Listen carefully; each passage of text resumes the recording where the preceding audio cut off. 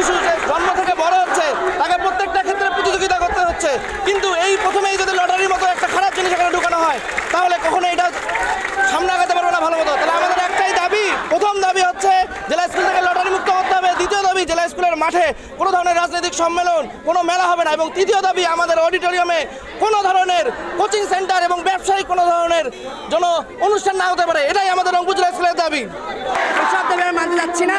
আমরা স্কুলে আগামী প্রায় কোনো সময় এরকম হয় নাই, 2000 করোনার পর থেকে যে লটারি প্রথাটা চালু হয়েছে সেখান থেকে চলে যাচ্ছে। এখন তো সেখানে মানা গেল করোনার জন্য পরীক্ষা নেওয়ার ব্যবস্থা ছিল না, সেটা মানা যায়। এখন কেন লটারি চলছে? এই জন্য আমাদের স্কুলে একটা মান আছে, এই মানটা তো এই ঐতিহ্যটা আমরা হারাতে চাই না। তাই আমরা আজকে দাঁড়িয়েছি এই লটারি প্রথাকে বন্ধ করার জন্য। লটারি প্রথা আছে এটা বাতিল করতে চাচ্ছি, কারণ এর মাধ্যমে আমাদের স্কুলে আমরা আসল মেধার উপস্থাপন করতে পারবো, যেটা আমাদের স্কুলের সহপাঠ্যক্রমিক কার্যক্রম উন্নয়নে সাহায্য করতে পারবে।